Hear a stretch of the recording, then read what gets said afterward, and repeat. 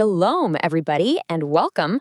We're about to dive into a perspective on biblical identity that, for a lot of people, might feel like finding a missing piece to a puzzle you didn't even know you were working on. The sources we're digging into today make a pretty bold claim that for centuries, a really foundational truth about the people of God has been kinda overlooked. So let's get into it and see what they've uncovered. So get a load of this number, 41,000. According to researchers, that's roughly how many Christian denominations exist in the world today.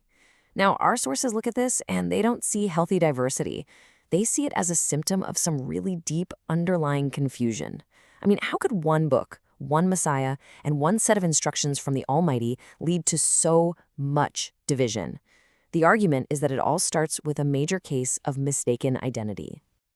And that really brings us to the absolute core of the argument from our source material.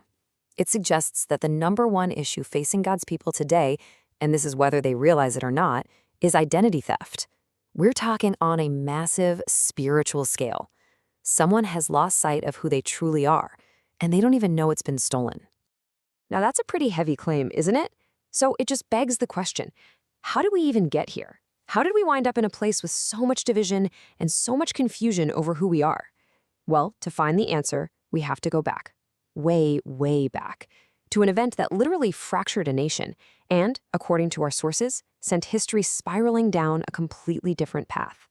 The answer, according to these sources, doesn't start in a church council or with some reformation. Nope, it begins with an ancient family drama, a national split between two houses of the same family, the two houses of Israel. And this, right here, is where the story of our lost identity really kicks off. So you see, the unified kingdom of Israel, under kings like David and Solomon, it was powerful, but it just didn't last. After Solomon's reign, a lot of internal strife and a turning away from the Almighty's instructions just tore the nation of 12 tribes right in two, and this created two separate, rival kingdoms. This single event is absolutely crucial to understanding everything that comes next. And here is the distinction that you've got to get. In the south, you had the House of Judah. That was mainly the tribes of Judah and Benjamin. Their descendants are who we know today as the Jewish people.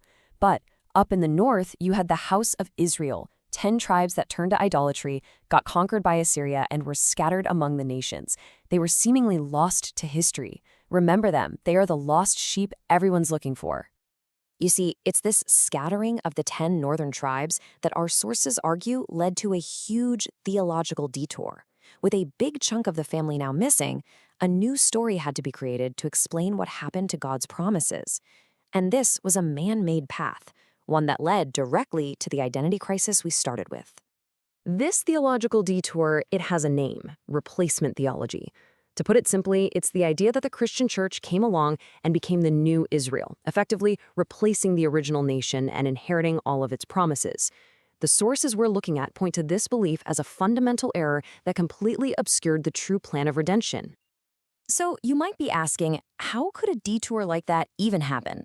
Well, the sources point right back to this core principle. This verse from Deuteronomy is presented as a timeless warning from the Almighty himself.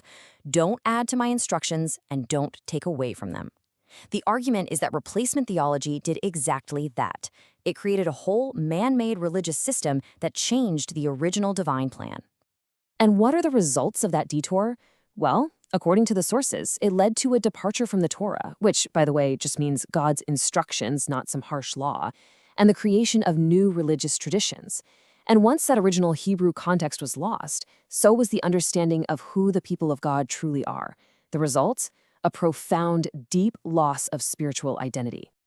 Okay, so if that's the problem, what's the solution? Our sources argue it's not about inventing something new. It's about returning to the original. It means going back to the scriptures, but reading them with a new lens, or really the original lens, to rediscover the context that got lost along the way. A huge part of this rediscovery is realizing that words matter. A lot. When we put the original Hebrew names and terms back, the meaning can change dramatically.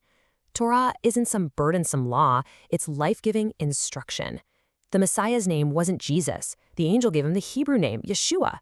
And the personal name of the Almighty, YVH, wasn't just the Lord, it was his covenant name. Restoring these helps restore the original mindset.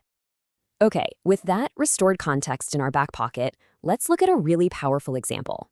This question, right here, it gets to the absolute heart of the identity issue.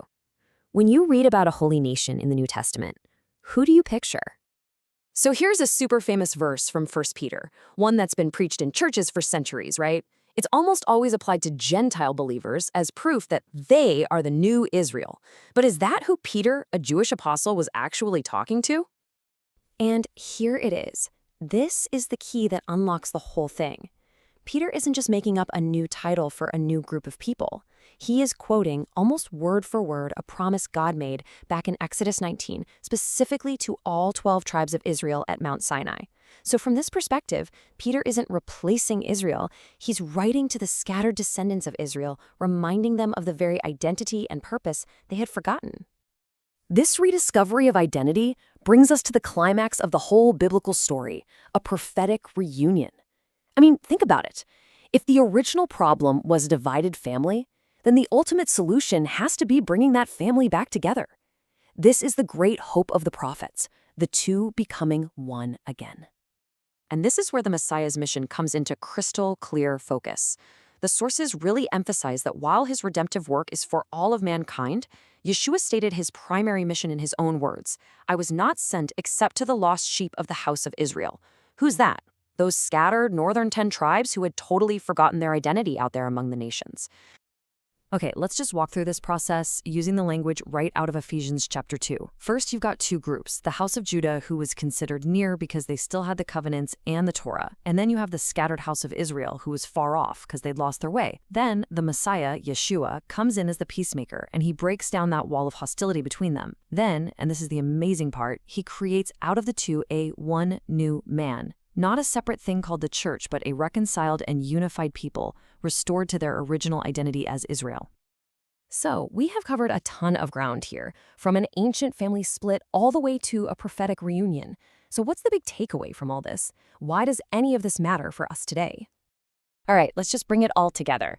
The identity crisis we see today, it all started with forgetting the story of the scattered northern tribes. Then, man-made theology came in and obscured the Bible's original Hebrew context. But when we put it back, we see a story about promises made to all 12 tribes being fulfilled. The Messiah's work, then, is to reunite the scattered family. And believers from all nations, they get grafted in, like branches onto an existing tree, becoming part of this one unified people of God called Israel. Ultimately, this whole perspective really challenges us to ask a fundamental question. It pushes us to look past all the modern labels and traditions and get to the very root of our spiritual identity. So I'll just leave you with this to think about. Based on the whole story, from Genesis to Revelation, what does it truly mean to be the people of God?